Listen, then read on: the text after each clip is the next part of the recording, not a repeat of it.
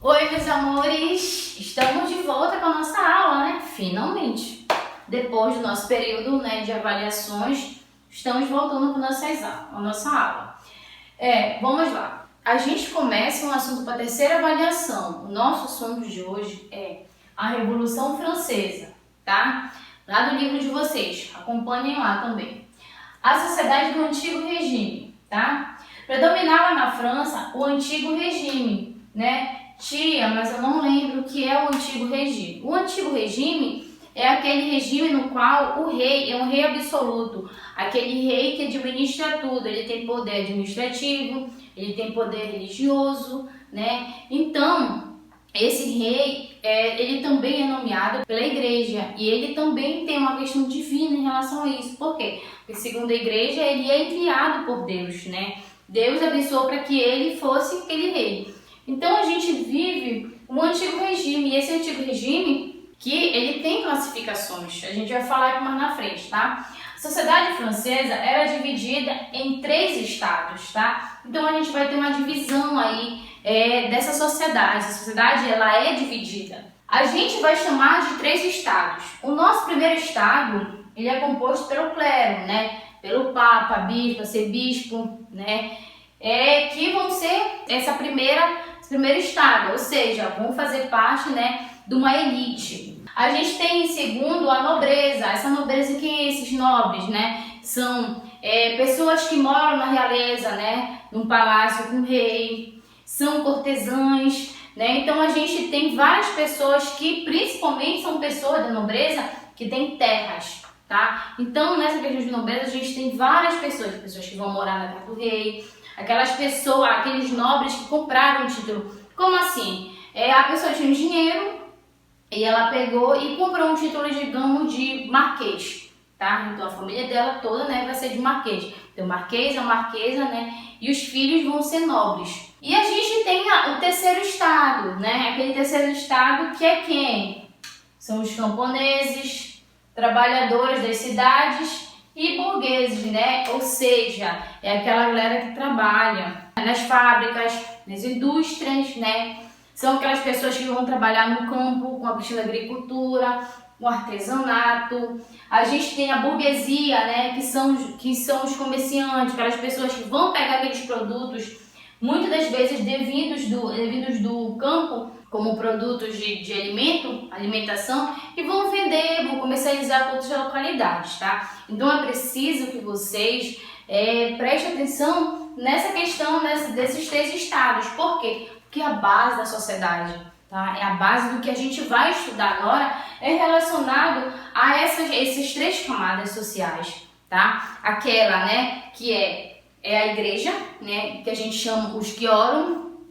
A gente tem os nobres, né, que são a elite francesa, e a gente tem, né, aquelas pessoas que trabalham, né, que são os camponeses, trabalhadores das cidades e burgueses, beleza? Olha lá, o rei, nobreza e clero possuíam terras e eram privilegiados. Então, como eu falei para vocês, o rei tem uma grande quantidade de terras, né? Ele é o rei, então tem muita coisa. A gente tem a nobreza, que tem uma grande quantidade de terra. E a gente tem o clero, que tem uma grande quantidade de terra. O clero e a nobreza vindo daquela questão do feudalismo, né? Do feudalismo que tinha o senhor feudal, que era o nobre, que é o dono de muitas terras. E o clero também, que é a igreja, também devido da questão do feudalismo, também tem muitas terras, tá? Então são privilegiados. E outra coisa, em relação a isso, também pela questão do feudalismo, tanto o clero quanto a nobreza não pagam impostos.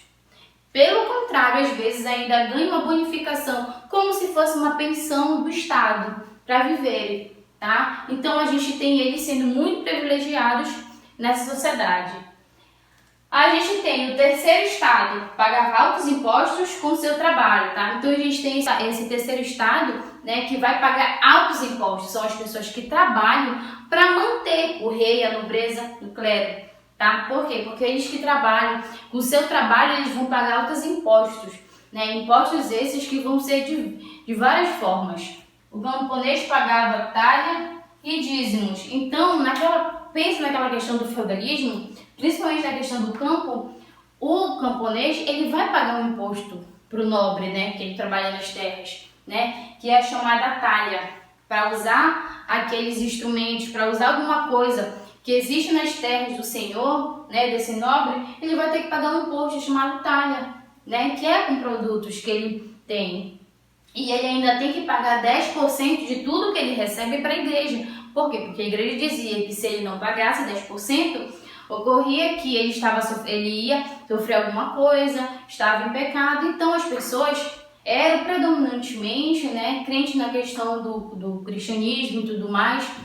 E aí tinham medo da questão de pecado e acabavam pagando. Com isso, essa questão, né, da gente ter uma base aqui, a gente tem o clero, a gente tem a nobreza, que não paga impostos, que sugam, que pode, né, dessas classes mais baixas, a gente vai ter conflitos, protestos. Por quê? Porque essas classes mais baixas, esses camponeses, né, esses burgueses, esses trabalhadores das cidades, eles não vão aceitar.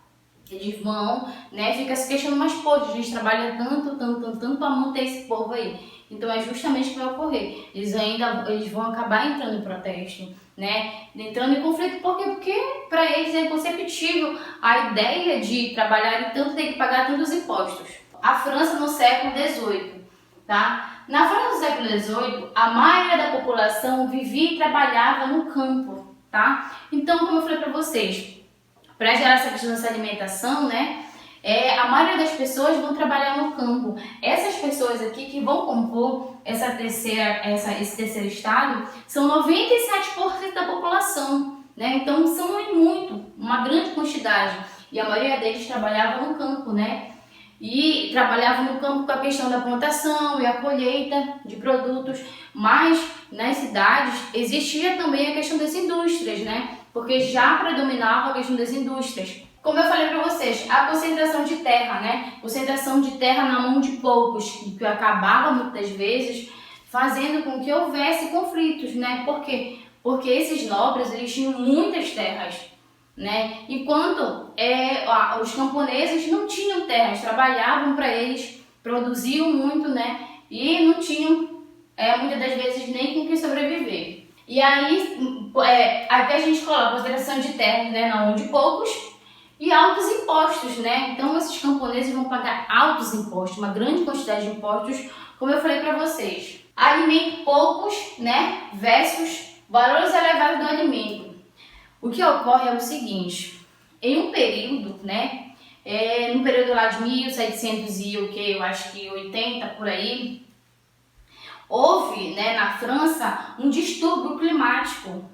Que em um período houve uma seca muito grande. Então, quando houve essa seca muito grande, né, a plantação de alimentos não ocorreu. Por quê? Porque houve a seca, não tinha como se plantar, né? E aí houve a escassez de alimentos, tá? Depois, quando passou esse período de seca, houve o período, né, de enchentes. Começou a ter uma enchente muito grande, um vendaval muito grande também. E aí ocorreu que também não deu para produzir alimentos. Consequência disso vai se ter poucos alimentos. E aí o valor, tá? O valor dos alimentos, ele vai estar em alta, né? O valor do alimento vai estar muito alto. E quem vai se beneficiar desses alimentos vai ser quem? A nobreza e o clero.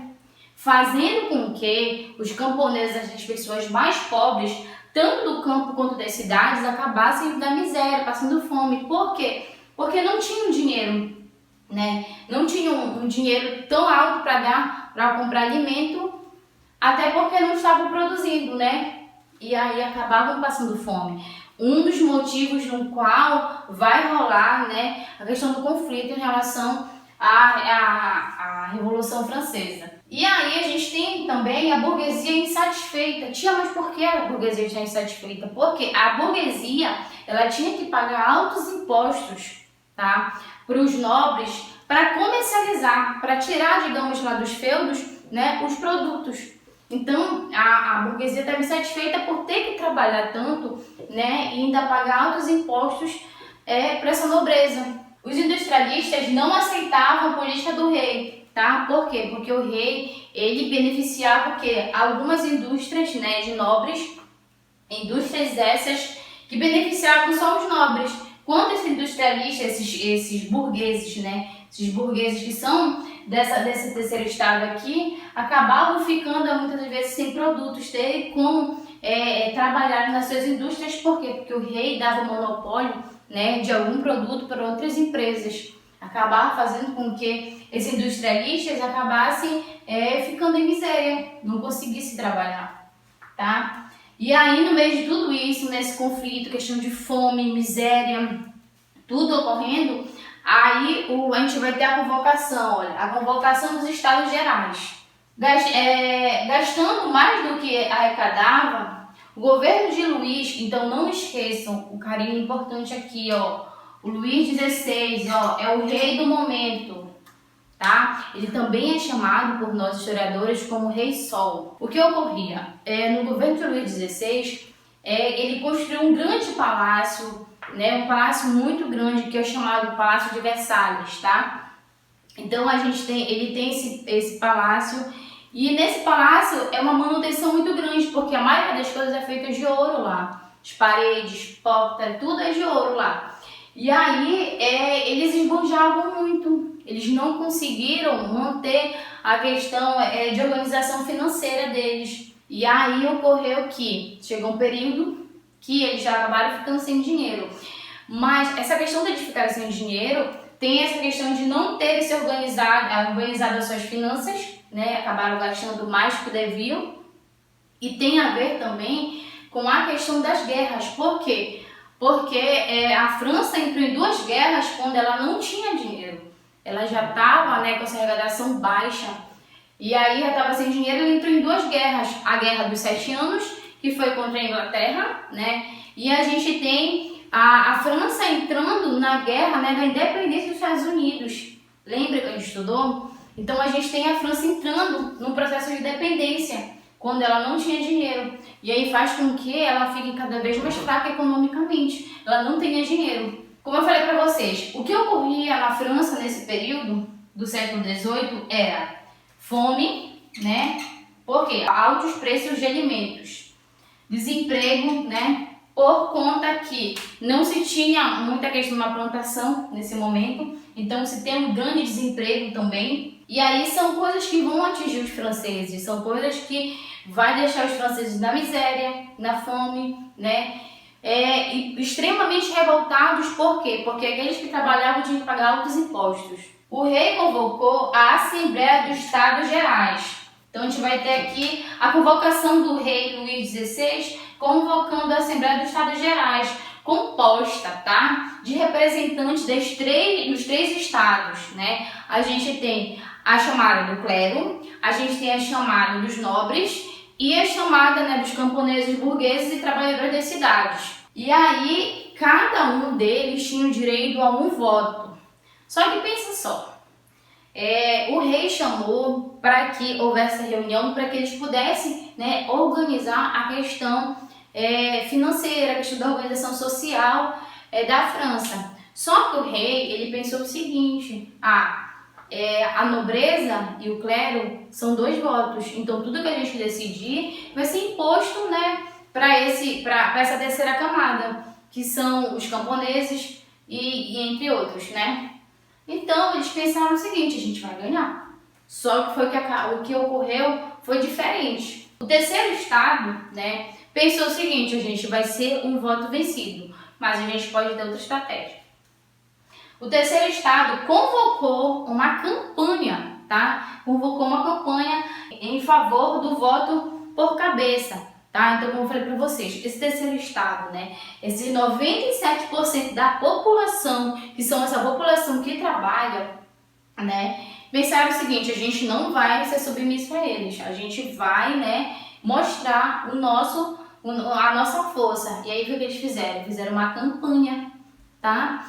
Pense que negócio de hashtag que a gente faz campanha com outras coisas de hoje, não, é lá da Revolução Francesa, meus amores, tá? E aí a gente tem, né, eles fazendo uma campanha em favor de que cada pessoa pudesse votar, ou seja, fosse por cabeça, né? Então, quem ganharia nesse sentido? Seriam os trabalhadores, porque são 97% da população. E em maio de 1689, a Assembleia se reuniu, tá? E aí essa Assembleia se reuniu para discutir, né, quais leis, o que seria tomado nessa reunião para melhorar a questão econômica, a questão social, né, francesa. E aí a gente tem, né, esse processo revolucionário, tem lá no livro de vocês. Logo no início da Assembleia, o rei Luís XVI, tá, apoiado pelo clero e a nobreza, decidiu que tudo continuaria como antes, né? A votação continuaria sendo pelo Estado. Então, quando ele vai falar que é pelo Estado, é o seguinte: quando ele colocou essa Assembleia, todos poderiam participar dessa Assembleia, né? Sendo que, como eu falei anteriormente, o terceiro Estado, ele fez uma campanha na qual todo mundo deveria votar, seria por cabeça, né? E aí fazendo com que o terceiro Estado conseguisse conquistar o que queria.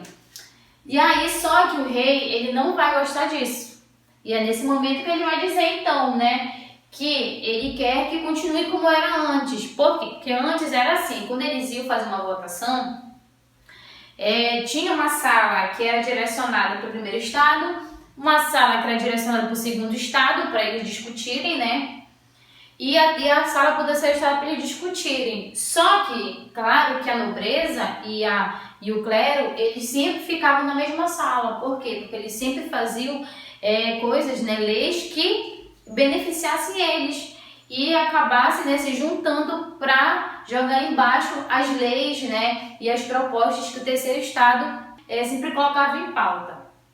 E aí é nesse momento, né, que ele vai dizer que essa votação poderia continuar como estava. E é nesse momento que o terceiro Estado, os deputados desse terceiro Estado, vão se rebelar, vão dizer que não, que eles estão lá em nome do povo, que o povo tem direito, né, que o povo quer uma questão de uma organização melhor e que de lá eles não vão sair.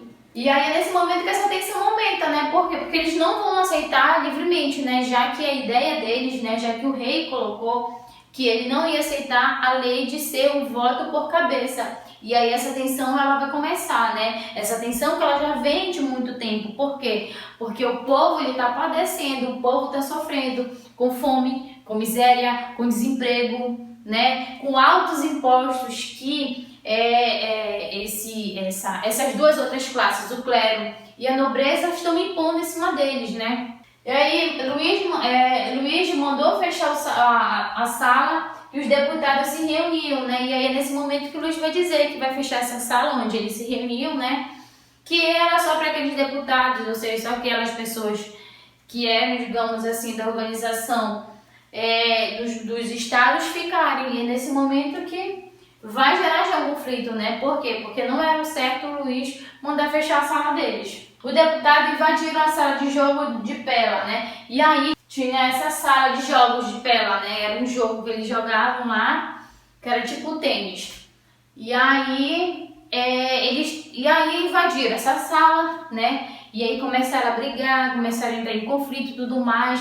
Até que em determinado momento, né, um deputado sobe em cima de uma cadeira e coloca as mãos assim, né, que o velho parasse. E aí o pessoal brigando pra lá e pra cá, pra lá e pra cá, pra lá e pra cá, acaba parando, né, vendo aquela situação dele em cima da cadeira lá, do banco assim, e aí ele vai, né, para todo mundo e ele vai dizer, né, que a partir daquele momento, já que não era aceito, eles iam continuar. E aí depois do momento ele desce e aí todos aqueles que faziam parte, né, do terceiro Estado vão se dar as mãos, né, e dizendo que de lá eles não sairiam. Só sairiam de lá quando houvesse uma mudança na Constituição.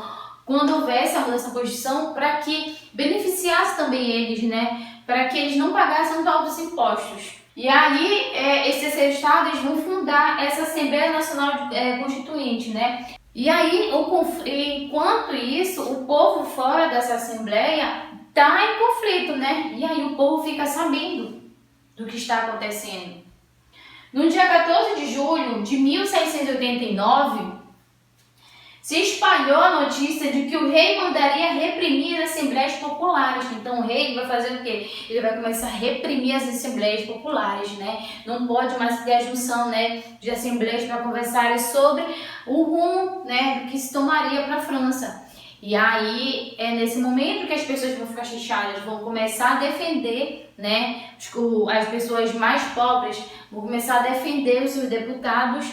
Enquanto os deputados estão lutando, né, para que haja uma mudança na Constituição, lá fora o pessoal também, né, sabe da notícia e vai entrar em confronto. E aí o que esse povo vai fazer? Esse povo, né, vai passar essa informação de uma pessoa para outra, e aí esse povo vai começar a saquear. O pessoal vai começar a invadir armazéns de armas, né, lugares onde tinham armas, e aí o povo vai começar a se armar. Vai começar a se armar, né, para ir de contra, né, a questão do exército, né, do exército do rei. E aí é nesse momento, né, que esses camponeses, as pessoas mais pobres, esse pessoal, né, do terceiro estado, eles vão se juntar e aí vão entrar em armazém, vão entrar em lugares que são do estado e vão acabar pegando, saqueando alimentos, né? E aí também eles vão ter um apoio que vai ser muito importante, o apoio do exército. O exército vai ajudar eles, né?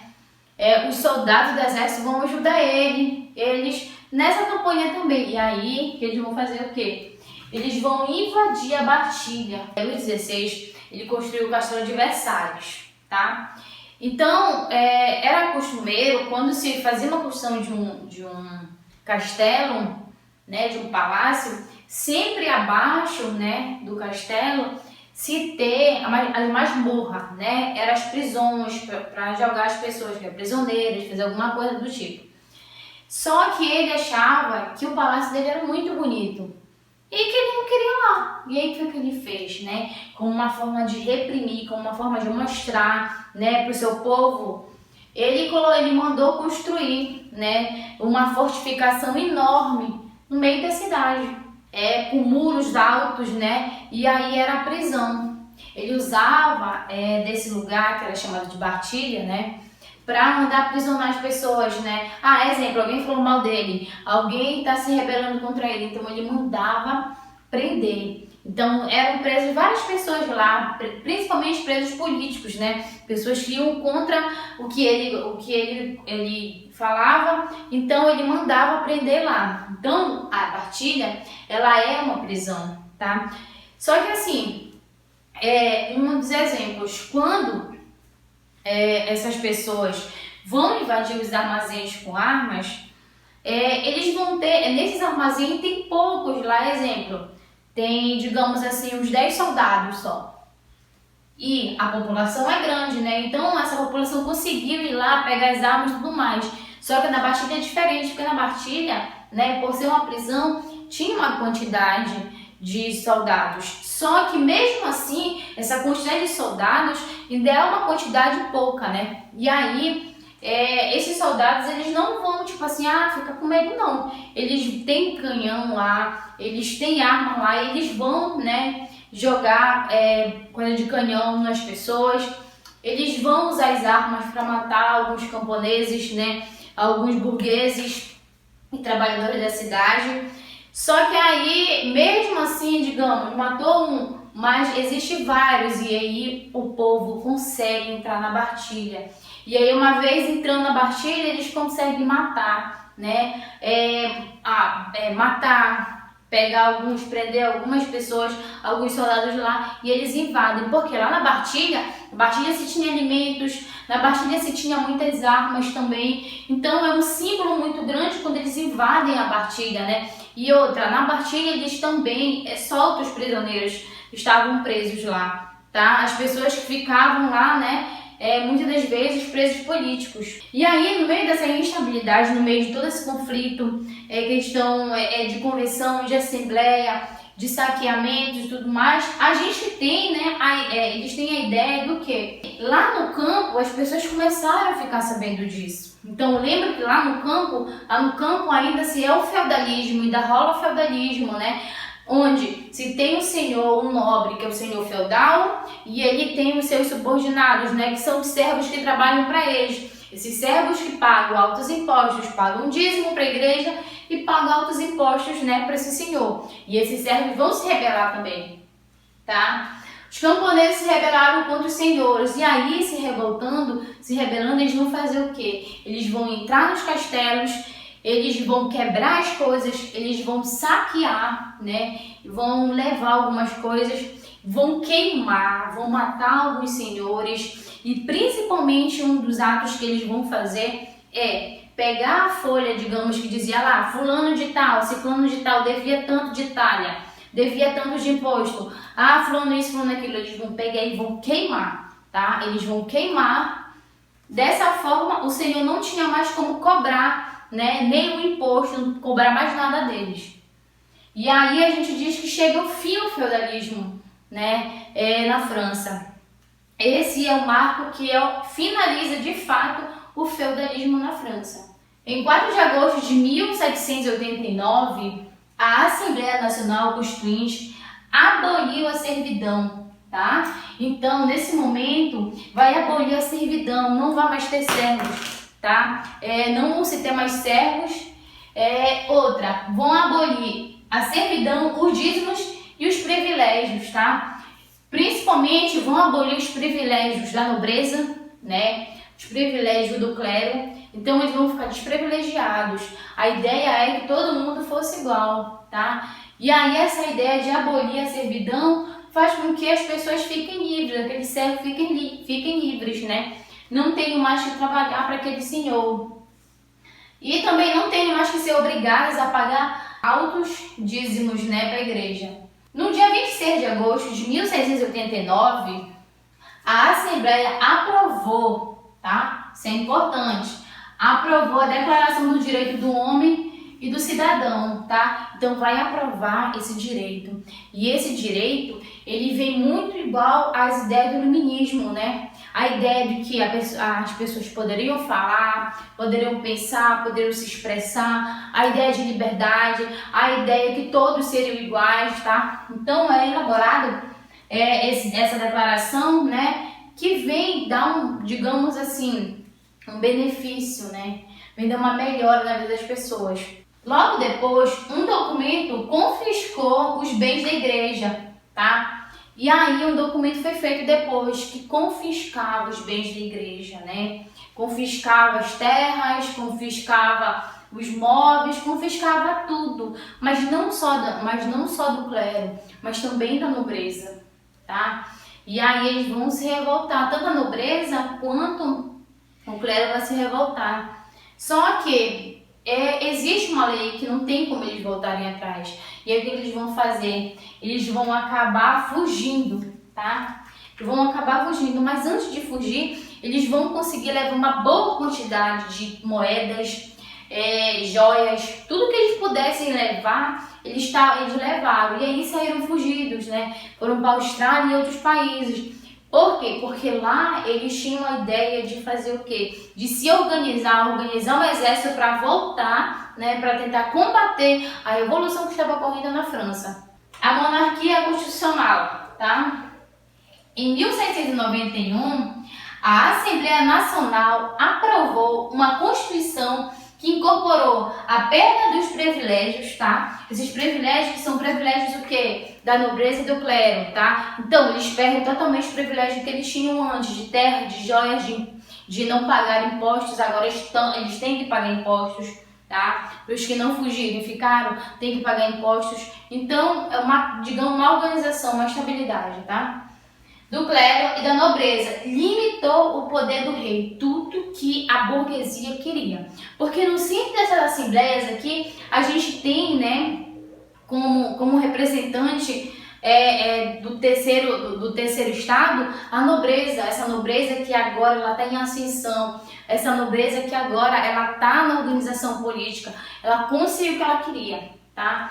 E aí o que a nobreza sempre quis era o quê? Tirar os privilégios da nobreza e tirar os privilégios, né, do clero, tá? E limitar o poder do rei. Por quê? Porque essa nobreza, ela não queria mais pagar altos impostos para o rei.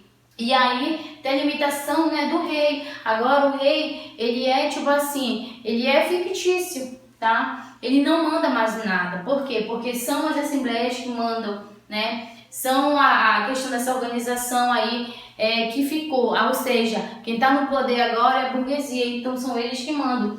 O rei agora, ele não exerce mais o poder dele. O poder dele não é mais levado em conta. E vai chegar lá na frente um período no qual o rei vai sofrer várias represálias, tá? E aí, no meio de tudo isso, também, a ideia né, que se tem agora, e aí alguns privilégios foram dados, né, para a população. Porque agora, um dos privilégios é o voto censitário, tá? Esse voto, ele é um voto no qual foi colocado para quê? As pessoas que tivessem, né, só votava quem tivesse uma boa quantidade de riqueza. Exemplo, quem é que tem uma boa quantidade de riqueza? Né? Agora, é a burguesia. Então, exemplo, se você tem 85% da sua riqueza, né, a partir de 85% que a pessoa tivesse de riqueza, essa pessoa poderia ter o poder do voto censitário, tá? Com isso, né, não é uma coisa justa, mas com isso acabou ocorrendo o quê? A exclusão, tá? A exclusão do camponês, a exclusão, muitas das vezes, da pessoa que trabalhava nas cidades, a exclusão de crianças, a exclusão de mulheres, né? Então, a maioria das pessoas foram excluídas. Só votava quem tinha riquezas, quem tinha dinheiro. A Convenção Nacional. Elegeu-se uma convenção, tá, nacional encarregada de elaborar uma nova Constituição, tá? Então, no meio de tudo isso, fizeram, né, uma convocação para que houvesse uma nova convenção para organizar, né, já que a França tá no meio de todo esse conflito, né? Então tem que ter uma questão de uma organização. E aí foi elaborada uma nova Constituição, uma nova organização, tá? Os membros da convenção foram eleitos pelo voto universal masculino, tá? Nessa nova convenção, aquele voto que tinha sido aquele antes, que tinha sido colocado o voto censitário, que era por riqueza, ele não aconteceu, tá? Nessa convenção ocorreu o voto universal, então o voto que era só masculino, que era só do homem, tá? Só os homens lá, né, que constituíam a Assembleia puderam votar, tá? E aí desse voto a gente vai ter vários desdobramentos.